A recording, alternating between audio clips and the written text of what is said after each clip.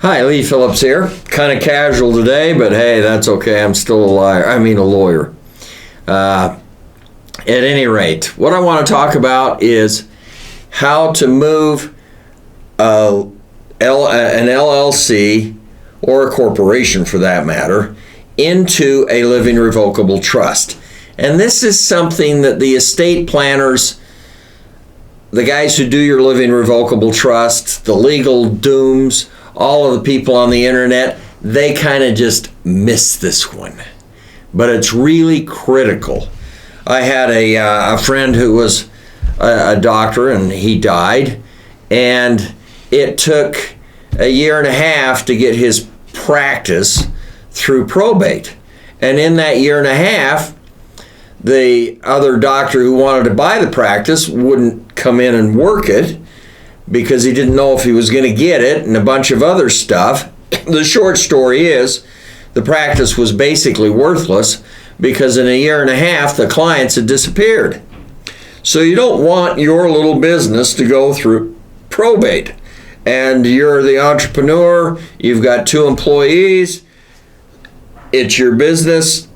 How do you keep it out of probate if you die? I mean, your husband, your wife, they'll take over, the kids will take over, but they can't get in and actually function because the whole thing is stuck in probate, and the owner has to approve the new manager or the new president. We're just stuck. What you do is you make your living revocable trust the owner of your LLC or your corporation. That means the trust has to own the membership interests or the stock in the little company, in your little company or LLC or corporation. So what you do is if you're going to set it up, you just start to think, I'm not the owner of this thing, my living revocable trust is. And you have to remember your living revocable trust has 3 parts to its name. I got 3 parts to my name: first name, middle, last name. Your trust has 3 parts to its name too: the name of the trust, the date of the trust, and the trustee's name. So it's John Doe TR, you can abbreviate trust, TR, John Doe TR UA under agreement 7/14/19, John Doe TTEE or trustee. So those 3 elements have got to be there in order to make your trust work. So on the paperwork you fill out with the state, you're going to have that entity be the actual owner, the member of the LLC, or the shareholder, the stockholder of your little corporation. Now, assuming that it's a subqualified S trust, you can still have your LLC or your corporation taxed under Subchapter S of the IRS code. There are like 7 criteria that you have to have in order to be a sub S qualified trust. But once you meet those, I mean, it's all the money that the trust brings in, it's got to go out to the beneficiary and that sort of stuff, because the IRS wants to know where Subchapter S is taxed to.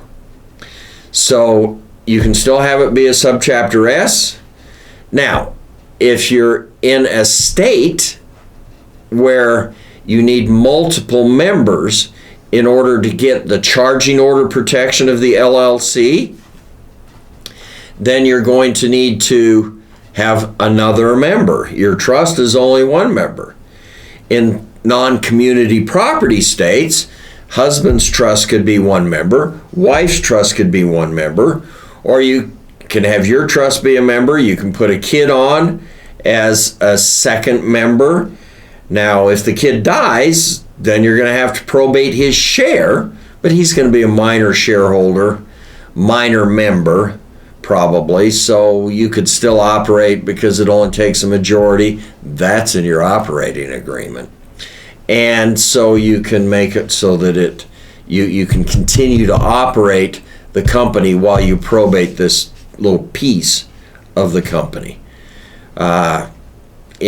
Got to have more than one member in many states to get the charging order protection.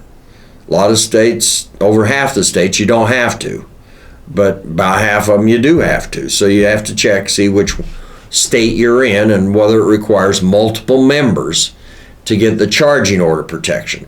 The corporate shield is the same in the LLC or the corporation. That has nothing to do with how many members you have. You can have one member, one stockholder, and fine. Corporate shield's okay.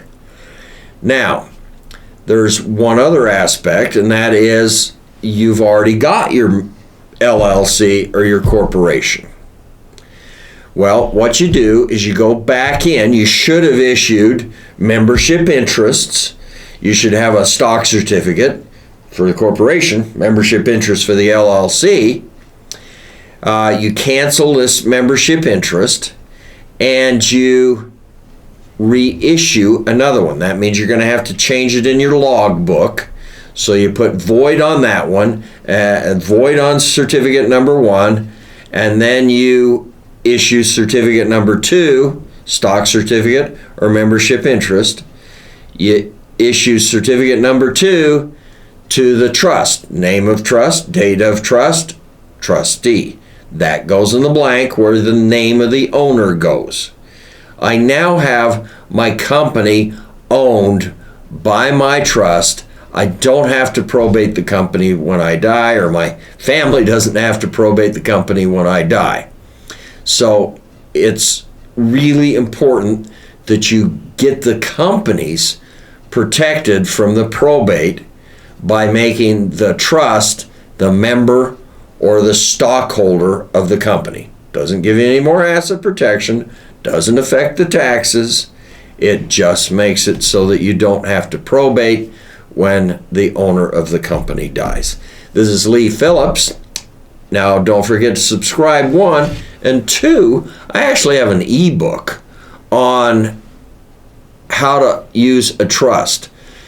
Email info, INFO, at Legalees, LEGALEES, that's the name of the company, my company, info at legalees.com, and ask just in the subject line, please send ebook. I'll give it to you for free. It's normally $19.99, but I'll give it to you. No problems ask. Just ask for it. That's all you need to do.